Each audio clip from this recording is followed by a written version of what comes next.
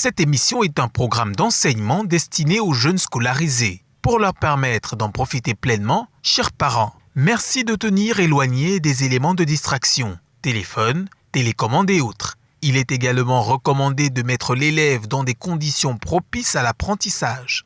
Avoir un cahier et un crayon à billes à portée de main serait bénéfique. Dans la mesure du possible, la surveillance parentale ou d'un tuteur peut s'avérer nécessaire.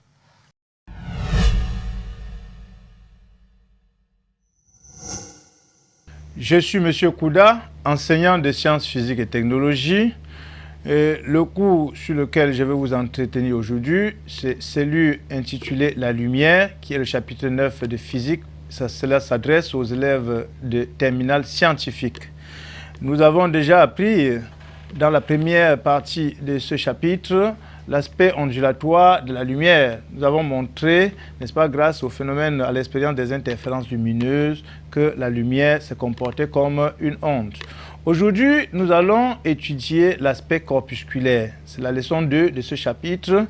Et l'objectif principal de cette leçon, c'est d'exploiter l'expérience, n'est-ce pas, de l'effet photoélectrique pour montrer que la lumière a un aspect corpusculaire. Autrement dit, que la lumière est constituée des particules. Dans un premier temps, il est utile de connaître ce que l'effet photoélectrique. L'effet photoélectrique, c'est l'extraction des électrons d'un métal grâce à une lumière convenablement choisie. On dit lumière convenablement choisie. Dans d'autres documents, on dirait grâce à un rayonnement électromagnétique, n'est-ce pas, bien choisi. L'étude de l'effet photoélectrique commence, n'est-ce pas, par la mise sur place d'un dispositif expérimental.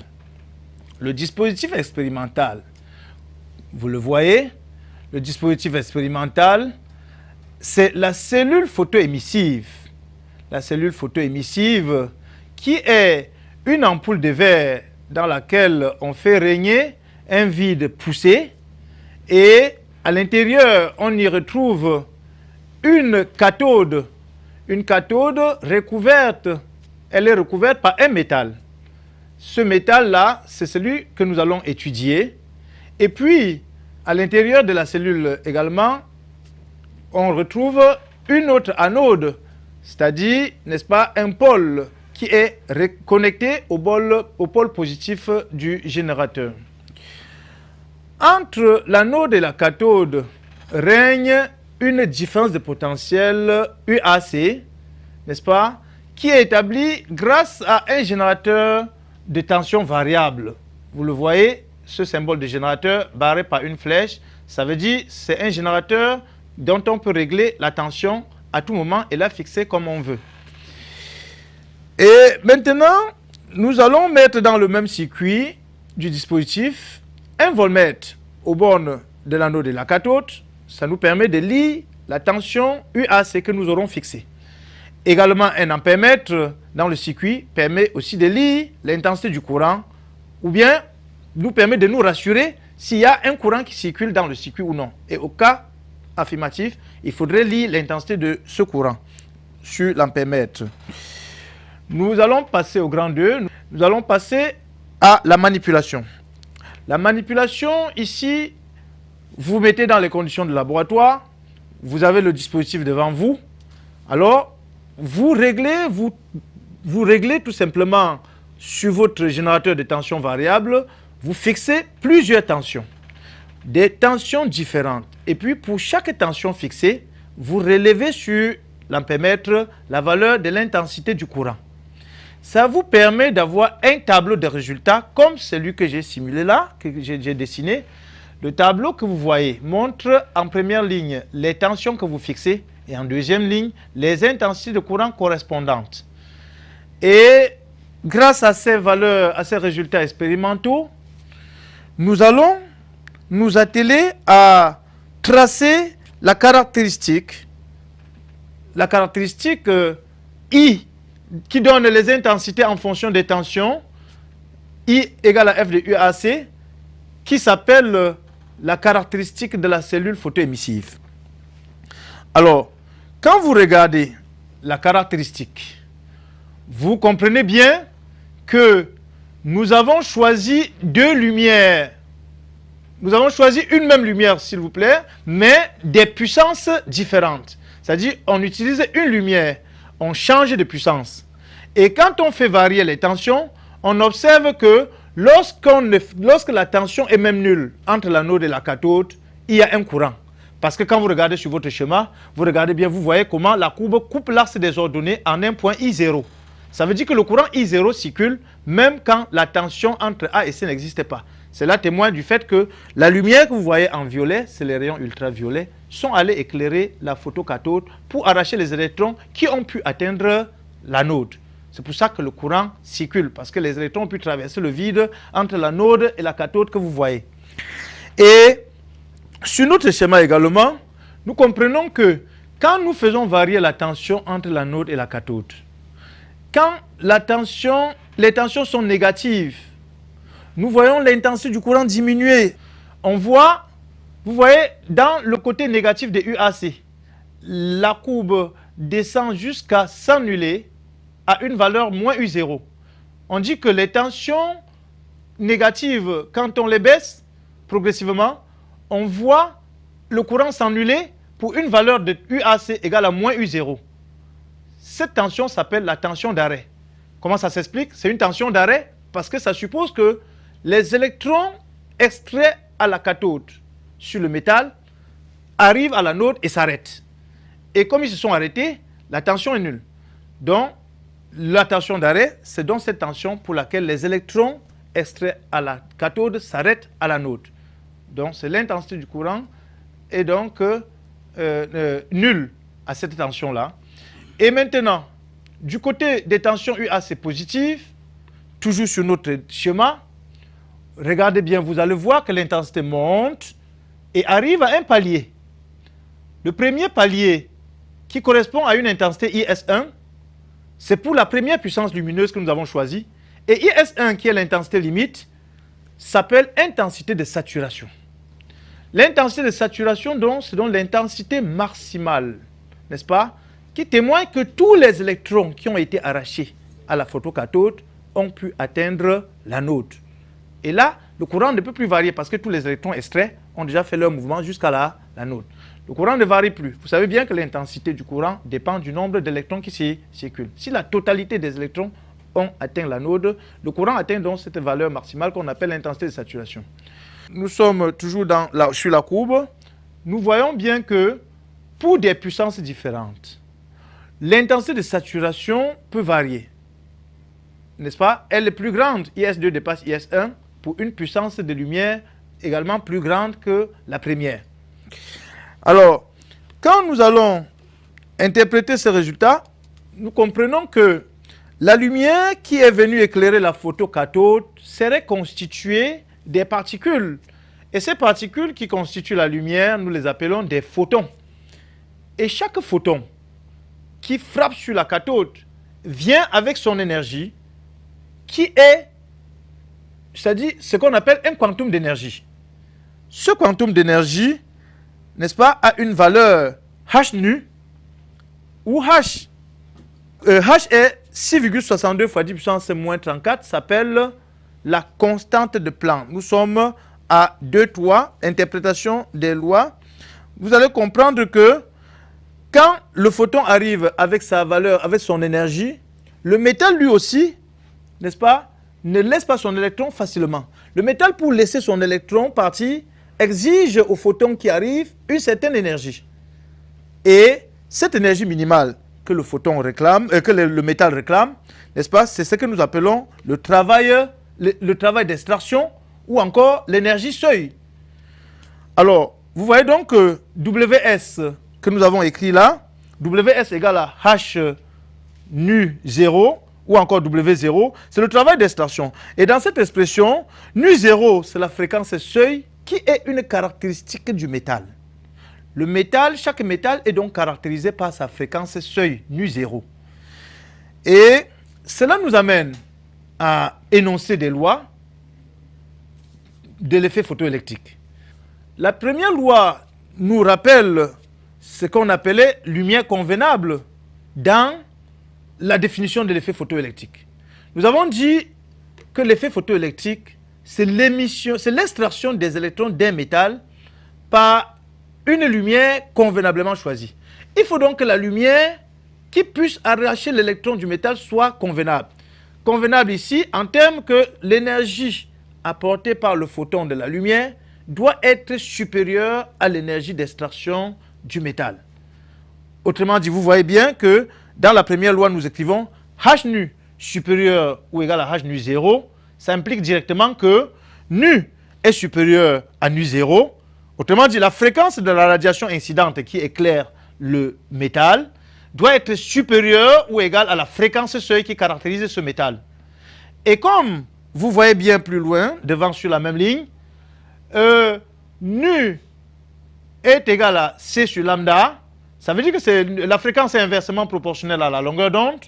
Autrement dit, si la fréquence de la lumière incidente est supérieure à la fréquence seuil, alors il en est de l'inverse pour les longueurs d'onde.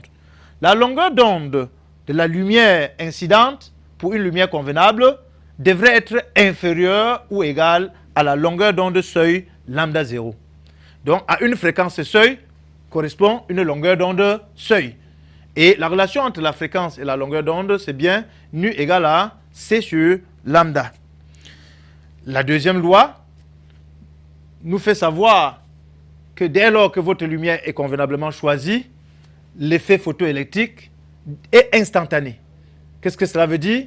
Ça veut dire que dès que vous éclairez le métal émet les électrons, dès que la lumière est bien choisie, indépendamment de la puissance lumineuse. Et des deux, dès que vous arrêtez d'éclairer le métal arrête également d'émettre ses électrons. On dit donc que l'effet photo est instantané. Elle commence et cesse avec l'irradiation. La troisième loi nous ramène encore à regarder la figure 2 qui était en fin de première page. On se rend donc compte encore que la puissance lumineuse augmente et ça impose à l'intensité de saturation d'augmenter aussi. On dit pour cela dans la troisième loi que l'intensité de saturation est une fonction croissante de la puissance lumineuse ou alors augmente avec la puissance lumineuse. Alors que l'effet photo en soi, c'est-à-dire l'émission d'électrons, n'est-ce pas, ne dépend pas de la puissance électrique choisie. Il suffit tout simplement que la lumière soit convenablement choisie et le métal émet ses électrons. Voilà donc les trois principales lois qui caractérisent, n'est-ce pas, l'effet photoélectrique. Nous avons déjà compris, de par cette expérience, que les particules constituant la lumière sont des photons et c'est eux qui transportent des quantas d'énergie pour venir extraire les électrons du métal. Et la deuxième partie de notre cours, n'est-ce pas, c'est le grand 3 de cette leçon qui va nous permettre de savoir comment se comportent les électrons arrachés du métal. Pour connaître le comportement de l'électron extrait, n'est-ce pas, utiliser le théorème de l'énergie cinétique. Puisqu'il s'agit d'une particule animée d'une vitesse, il est lâché à la cathode avec une vitesse et se déplace jusqu'à l'anode.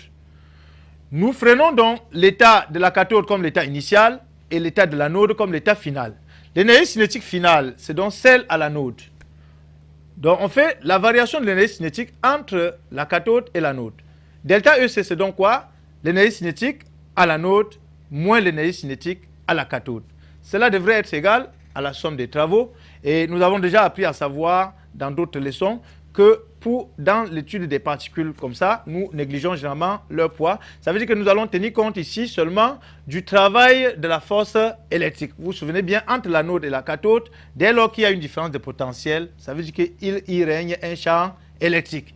Et toute particule chargée placée dans un champ électrique est forcément soumise à une force électrique.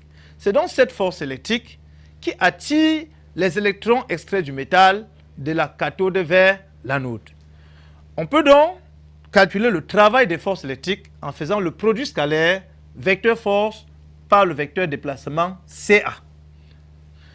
FE fois CA, et comme nous connaissons que la force électrique elle-même dépend de la charge électrique, FE étant égal à QE, vous regardez sur les équations, sur le théorème de l'énergie cinétique, vous voyez bien que ECA moins ECC, c'est égal au travail de FE, lequel travail est égal à FE scalaire CA, et FE est bien remplacé par QE. QE qui est la force électrique. Et vous vous souvenez que le produit scalaire ECA, vecteur E scalaire, vecteur CA, c'est aussi la différence des potentiels UCA.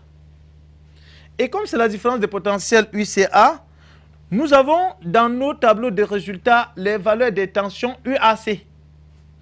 Alors, comme le vecteur CA est l'opposé du vecteur AC, il en est de même pour les tensions électriques. La tension UCA est l'opposé de la tension UAC.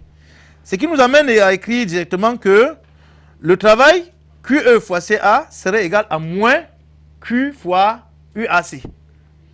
Or, Q étant la charge électrique d'un électron, le Q sera remplacé bien évidemment par moins valeur absolue de E, c'est-à-dire moins la charge élémentaire. Quand cela est fait, vous voyez le moins qui est devant UAC va disparaître quand la charge Q va devenir moins E.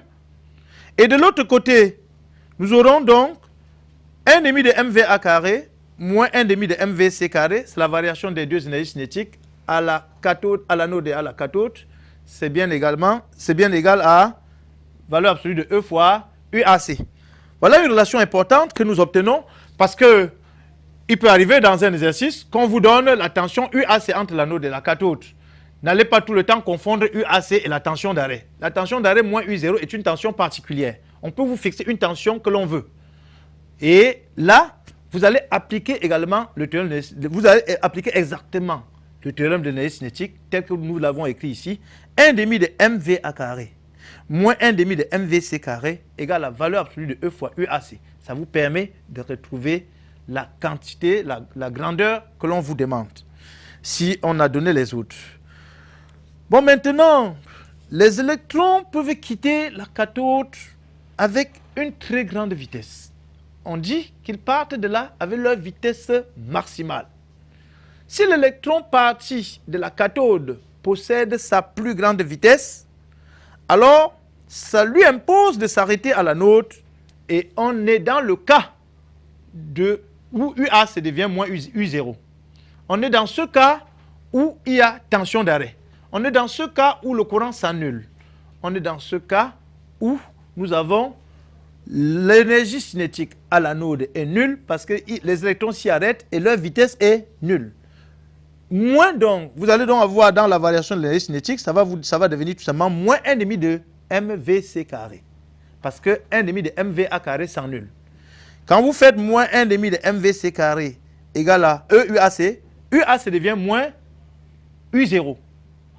Il y a donc des signes négatifs des deux côtés de l'équation qui vont également disparaître. Vous retrouvez une nouvelle relation qui dit 1 demi de MVC carré égale à EU0. Cette fois-là, c'est l'énergie cinétique maximale à la cathode qui est égale à EU0. E étant la charge élémentaire, c'est-à-dire 1,6 fois 10 puissance moins 19 coulombs en valeur absolue. U0 étant maintenant ce qu'on appelle le potentiel d'arrêt. Le potentiel d'arrêt, vous voyez, c'est U0. Et nous avons dit tout à l'heure, moins U0 était une tension UAC, appelée tension d'arrêt. Donc vous voyez, on fait une différence de potentiel où un des potentiels semble être nul et l'autre potentiel devient un potentiel d'arrêt. U0, c'est donc le potentiel d'arrêt, alors que moins U0 égale à UAC est une tension d'arrêt. Autrement dit, on peut même définir ce qu'on entend par potentiel d'arrêt. Le potentiel d'arrêt, c'est donc l'opposé de la tension d'arrêt. C'est l'opposé de la tension UAC pour laquelle on a une intensité de courant nulle. C'est donc la définition du potentiel d'arrêt. Alors, quand nous avons écrit cette relation, nous avons finalement une relation qui nous permet d'écrire, de traduire aussi, n'est-ce pas, la conservation de l'énergie. Vous savez, le photon qui arrive sur la cathode pouvait avoir une énergie qui dépasse celle réclamée par le métal. Voilà. Ça veut dire que H nu devrait être supérieur à H nu 0. À ce moment, vous voyez bien qu'il existe une différence entre l'énergie du photon et l'énergie exigée par le métal. Et là, à quoi va servir cette différence? L'énergie apportée par le photon, quand ça dépasse l'énergie que le métal exige pour libérer son électron, ça veut dire que l'électron, après sa libération, va utiliser ce reliquat d'énergie. Et ce reliquat d'énergie, c'est ça qui lui confère sa vitesse maximale à la cathode. C'est ça qui confère l'impulsion que prend l'électron libéré au niveau de la cathode pour aller à l'anode. On dit pour cela que la différence entre l'énergie apportée par le photon et l'énergie d'extraction du métal correspond à l'énergie cinétique maximale de l'électron. D'où la relation E moins W0 égale à EC Mars. Et nous avons déjà montré en haut, au-dessus, que EC Mars est égal à EU0. EC Mars est une énergie cinétique. Normalement, avec la formule de l'énergie cinétique, chacun est libre d'écrire EC Mars ou encore 1 demi de MVC Mars carré. Alors, quand vous avez écrit cette relation, ça nous permet de traduire l'énergie du photon par H nu, l'énergie d'extraction par H nu 0, et on obtient cette dernière relation, n'est-ce pas? H nu moins H nu 0, vous voyez, au-dessus du titre 4 de la courbe de Millikan, cette dernière relation, H nu moins H nu 0, est égale à valeur absolue de E fois U0. Relation très importante. Alors, nous allons d'abord nous arrêter là-bas pour revenir après voir dans quelle mesure on peut encore exploiter cette dernière formule de façon utile.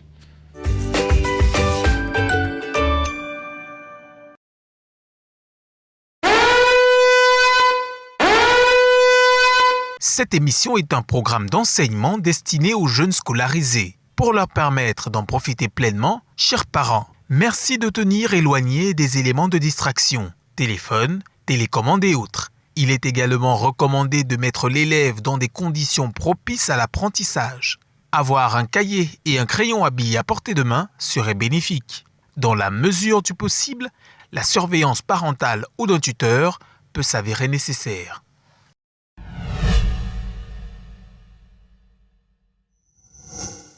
Merci, voilà, nous revenons sur notre leçon. Nous étions arrivés au niveau du grand 4, qui est un graphe que nous appelons la courbe de Millikan.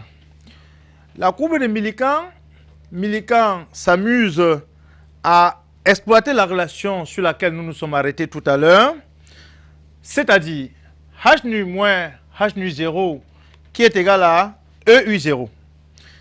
Il s'organise à faire varier, n'est-ce pas? Il fait varier les fréquences. Et il lie les potentiels d'arrêt. C'est-à-dire que pour plusieurs lumières, il change les fréquences et il lie les différents potentiels d'arrêt pour chaque lumière utilisée. Il fait la même expérience pour deux métaux différents. Prenons le cas d'un seul métal, le métal 1. Quand il prend son tableau de résultats au laboratoire, c'est-à-dire un tableau qui lui a permis d'avoir des potentiels d'arrêt en changeant les fréquences de lumière, ou bien en utilisant plusieurs lumières de fréquences différentes.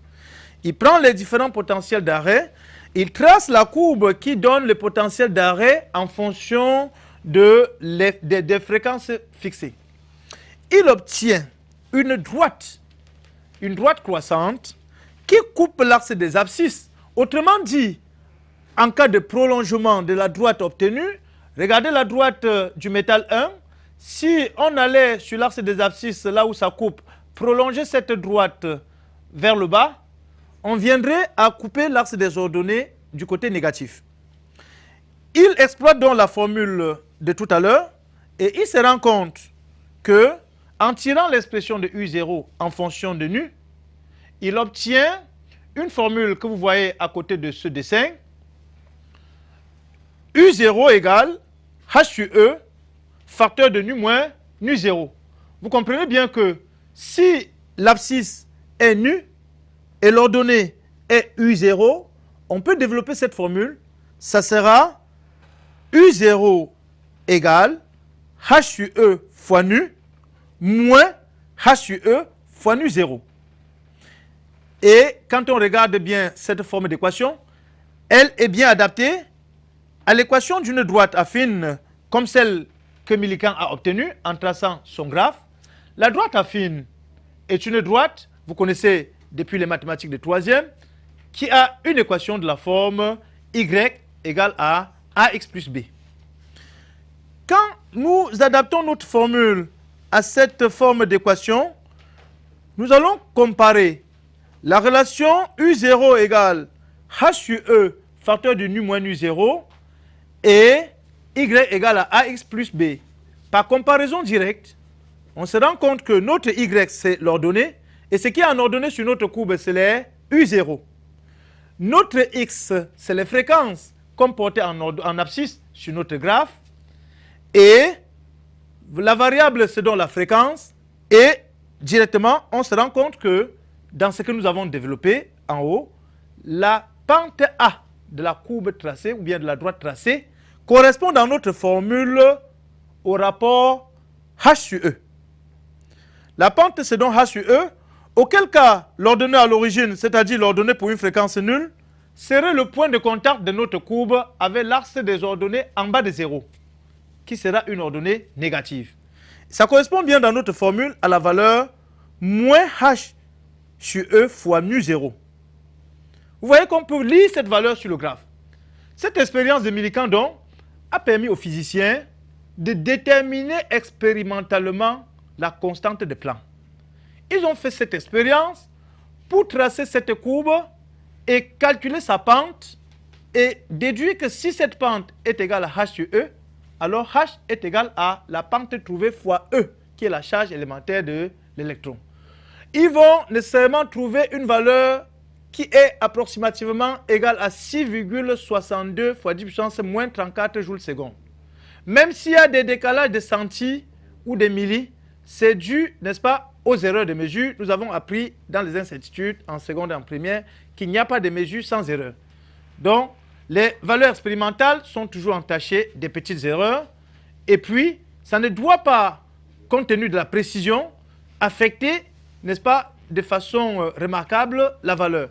Les physiciens ont donc trouvé une valeur de la constante de Planck très proche de la valeur exacte que nous connaissons. 6,62 fois 10 puissance moins 34 joules secondes. Voilà une expérience très utile en physique qui a permis de trouver cette constante H qui porte le nom de Planck.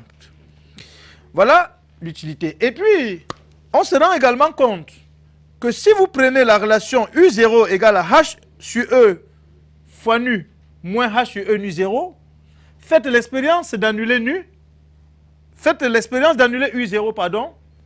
Si vous prenez le cas où U0 est nul, vous tombez sur la fréquence seuil. Parce qu'en regardant votre formule, si on met le côté U0 égale à 0, vous aurez directement H sur E fois nu égale à H sur E nu 0. Là, ça vous donne directement nu égale à nu 0. Ça montre que chaque fois que vous prenez l'ordonnée nulle, la courbe coupe l'axe des abscisses à la fréquence seuil du métal. Et c'est pour ça que l'expérience de Millikan continue en nous montrant que les deux courbes tracées pour deux métaux différents permettaient de savoir que chaque métal avait sa valeur de nu 0 à part. C'est pour ça que nous avons dit à l'entame de cette leçon que la valeur nu 0, qui est la fréquence seuil, était une caractéristique du métal. Donc vous comprenez donc ici que même graphiquement, même expérimentalement, nous montrons que chacun des métaux a sa fréquence seuil à elle. C'est-à-dire nu 0,1 pour le métal 1, nu 0,2 pour le métal 2. Voilà donc l'importance de la courbe de Millikan. Et puis nous entamons le paragraphe 5 de notre leçon intitulé « Rendement quantique d'une cellule ». Nous sommes en train de constater que les photons émis par la lumière UV vont frapper la photocathode, mais paraît-il, tous les photons ne sont pas efficaces. Qu'est-ce que ça veut dire photon efficace? Ça veut dire qu'un photon peut arriver sur la cathode et ne pas pouvoir lui arracher l'électron. Malgré que sa fréquence soit convenable, le photon peut être inefficace. Alors, on dit souvent quand on va en guerre, tous les soldats ne rentrent pas. Donc ça veut dire, si vous envoyez 1000 photons, il n'est pas évident que vous ayez 1000 électrons extraits du métal.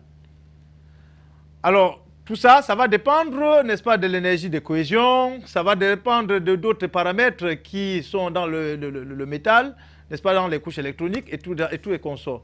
Alors, vous allez voir, même dans les niveaux d'énergie, que l'électron ne peut pas partir d'un niveau, n'est-ce pas, les niveaux d'énergie sont quantifiés. Alors, ça veut dire que si les photons qui sortent de la lumière UV, on les appelle des photons incidents, ceux qui vont extraire des électrons, nous allons les appeler des photons efficaces. Nous allons donc savoir qu'une cellule photoémissive a quel rendement. Parce que le but pour le dispositif expérimental de début, pour nous, devait nous permettre d'arracher les électrons. Donc nous devons évaluer le rendement d'une cellule en termes d'électrons arrachés en fonction des photons qui arrivent sur la photocathode. Il est donc question de définir une autre grandeur pour caractériser une cellule, ce que nous appelons le rendement quantique. Le rendement quantique, regardez la formule ρ égale petit n sur grand N, petit n représentant le nombre de photons efficaces et grand N le nombre de photons incidents. Alors, nous connaissons également que les photons efficaces ont arraché les électrons. Autant il y a de photons efficaces, autant il y a d'électrons. Donc le nombre d'électrons, petit n, et c'est ce nombre. En électricité, nous avons vu également que la quantité d'électricité qui circule dans une section du circuit dépend du nombre d'électrons qui traversent cette section pendant l'unité de temps, ou bien en un temps t donné. Autrement dit, pendant un temps t donné, la quantité d'électricité qui est IS fois T, en supposant que notre intensité du courant, c'est l'intensité de saturation, parce qu'on a déjà admis que tous les électrons arrachés à la photocathode ont pu atteindre l'anode. À ce moment, l'intensité avait atteint son optimum, qui était l'intensité de saturation. La quantité d'électricité après un temps T, c'est donc IS multiplié par le temps mis, et c'est également égal à nombre d'électrons fois la charge élémentaire E. IS égale à N fois E, nous permet de tirer la valeur de n, le petit n est donc égal à IST divisé par la charge élémentaire. Là, dans la formule de notre rendement, nous avons déjà la grandeur petit n. Maintenant, la grandeur grand N, comment la trouver? Il faut la trouver en tenant compte que les photons arrivés sur la photocathode avaient des quanta d'énergie. Si chaque photon avait un quantum, on dit un quantum d'énergie, des quanta, si chaque photon avait un quantum d'énergie h nu, la totalité des photons incidents était en nombre grand N. Eux devaient donc porter une énergie globale qui est l'énergie d'un photon multiplié par le nombre de photons incidents. C'est pour ça que nous avons écrit dans cette relation W égale à E égale à P fois T. Nous savons toujours que l'énergie est la puissance fois le temps mis. Et cette énergie ici est égale à N nombre de photons fois l'énergie d'un photon. C'est l'énergie globale de tous les photons incidents. Et cette énergie étant égale à puissance lumineuse multipliée par le temps mis, nous pouvons tirer le nombre de photons incidents en précisant que NH nu égale à PT. Ce qui nous amène à tirer grand N. Grand N, donc nombre de photons incidents, comme vous le voyez, est égal à PT sur H nu. On revient à la formule du rendement quantique. Rho égale à petit n sur grand N. Nous prenons juste l'expression de petit n qu'on a trouvée et l'expression de grand N qu'on a trouvée plus bas. On fait le rapport des deux expressions. Et vous voyez que le temps mis va apparaître en haut et en bas. Et en simplifiant par T, nous retrouvons une expression finale qui est une relation donnant le rendement quantique ρ en fonction de l'intensité de saturation, en fonction de la fréquence lumineuse utilisée, en fonction également de la puissance de la lumière imposée. On trouve donc cette relation importante, ρ égale à IS fois H nu sur puissance fois E, charge élémentaire. Voilà une autre relation importante qui nous permettra de temps à autre de chercher soit le rendement, soit la puissance lumineuse utilisée. Alors voilà, très brièvement interpréter le phénomène de l'effet photoélectrique avec, n'est-ce pas, ses implications et à quoi ça peut nous servir et ce à quoi, là où les physiciens ont exploité les différentes relations. Et maintenant, dans le domaine de la vie courante, à quoi ça sert l'effet photo? Certains vont demander la physique tous les jours. Qu'est-ce qu'on en fait? Nous apprenons de la physique parce que c'est ça qui est à la base des grandes technologies ou des nouvelles technologies. Je vais même vous dire, nous allons citer quelques applications seulement. La liste n'est pas exhaustive, nous allons donner quelques applications de l'effet photoélectrique pour dire que l'effet photo, comme vous entendez, n'est-ce pas, consiste généralement à utiliser la lumière pour produire le courant électrique. Et les appareils qui utilisent ce phénomène autour de nous, le plus simple, qui est très courant autour de vous, c'est ce genre de calculatrice que vous utilisez seulement avec la lumière, qui n'a pas de piles à l'intérieur. Vous savez, les piles sont les générateurs de courant électrique. Mais vous prenez une calculatrice qui n'a pas de piles, et puis vous parvenez à l'utiliser, et vous fournit le courant électrique, et vous permet d'écrire des chiffres et de donner des écritures électriques que vous lisez. C'est un circuit électrique qui est dedans, c'est le composant. Le circuit de la chaîne électronique de la calculatrice a besoin de l'énergie électrique. Or, dès lors que votre calculatrice n'a pas de piles, elle utilise l'énergie solaire.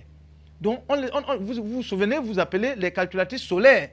Il suffit de prendre votre calculatrice et tenir dans l'obscurité, ça ne vous donne rien. Mais dès lors que vous soulevez sur les rayons lumineux, vous pouvez l'utiliser aisément.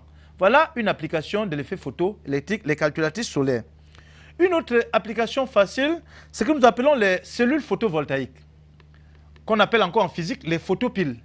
Les cellules photovoltaïques, l'exemple le plus simple autour de nous, c'est ces plaques solaires que nous voyons en route.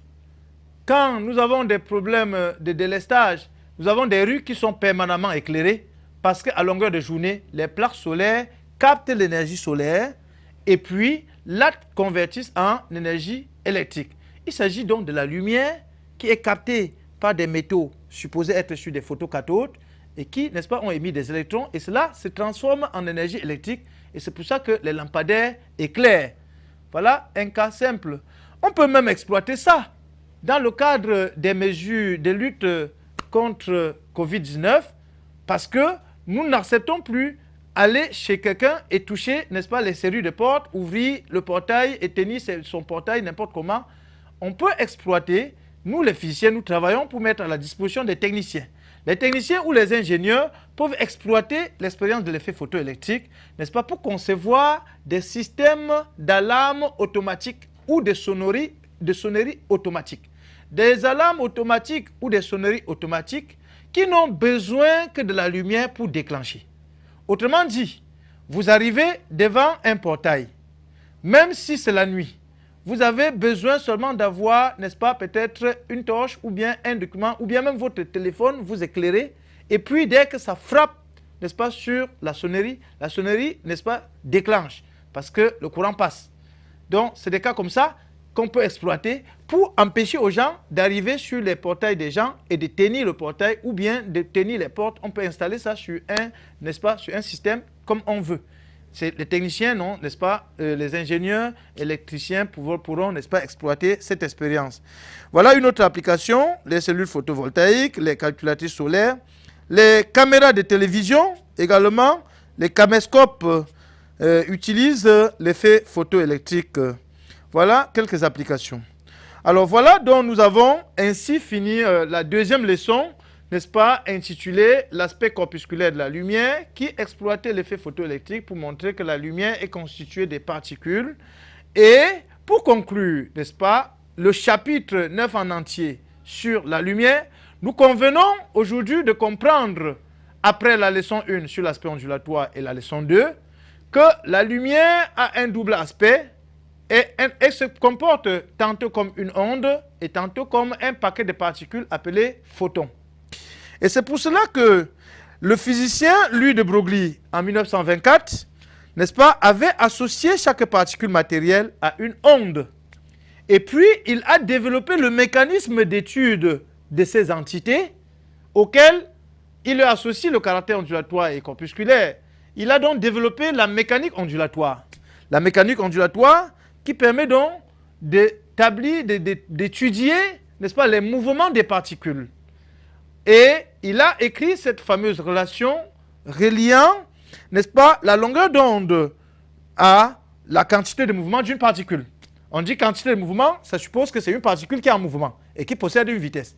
Il relie donc la longueur d'onde à la quantité de mouvement en écrivant la fameuse relation. Vous regardez en fin de cours, à la fin du cours, dans les conclusions, il écrit là, lambda égale à HUP, où P égale à MV, le vecteur P, puisque la quantité de mouvement est une grandeur vectorielle et qui est proportionnelle au vecteur vitesse. P égale à MV, il relie la longueur d'onde à la quantité de mouvement d'une particule. Et H étant toujours la constante de Planck, que nous avons déjà dit plus haut, qui est 6,62 fois 10 puissance moins 34 joules par joule seconde. Et plus loin, après lui de Broglie, le physicien Niels Bohr, par la suite, énonce le principe de complémentarité. Et ce principe que les physiciens appellent encore la dualité onde-corpuscule. La dualité onde-corpuscule s'énonce donc comme suit. Les particules de la lumière ont des quanta d'énergie dont le comportement est à la fois ondulatoire et corpusculaire. Voilà le principe de la complémentarité ou encore la dualité onde-corpuscule, n'est-ce pas, qui a été énoncé par Niels Bohr pour effectivement associer la particule à l'onde. Voilà la fin de ce chapitre et il nous reste à vous donner un petit exercice sur lequel nous reviendrons la prochaine fois pour voir si vous avez bien assimilé ces notions sur l'aspect corpusculaire de la lumière. Ce petit exercice, c'est la cathode d'une cellule photoélectrique qui est constituée de césium. Et on donne le seuil lambda 0, 0,62 micromètres. Vous relevez juste la longueur d'onde de seuil. On vous demande de calculer l'énergie d'extraction en joules et en mégaélectronvolts. Vous relevez lambda 0, vous mettez 0,62 micromètres. Question 1. W0, point d'interrogation, en joules mégaélectronvolts. Question 2. On éclaire la cathode avec deux radiations. Lambda 1, 0,45 micromètres. Vous relevez. Lambda 2, 0,65 micromètres. Vous relevez. Voilà lambda 1 et lambda 2. Les questions. Laquelle produit l'effet photoélectrique? Première question. 2-1. Question suivante. Calculez la vitesse maximale des électrons à la cathode. Vous verrez seulement VC max, point d'interrogation. VC max, point d'interrogation. Troisième question. Vitesse d'arrivée des électrons sur la node. Vitesse d'arrivée des électrons sur la node. VA égale à point d'interrogation. Si VC égale 5,1 fois 10 puissance 5 mètres par seconde. VA égale point d'interrogation. Si VC égale. Et pour ce faire, on vous donne UAC égale à 40 volts. UAC égale à 40 volts. Vous avez pris les données. On vous demande VA, on vous donne VC, on vous donne UAC.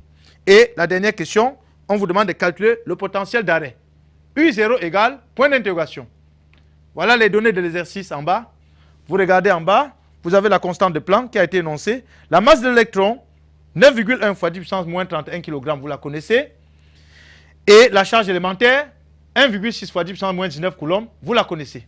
Voilà un petit exercice que vous allez chercher à traiter pour voir si vous avez assimilé votre leçon sur l'aspect corpusculaire de la lumière. Je vous remercie et à la prochaine.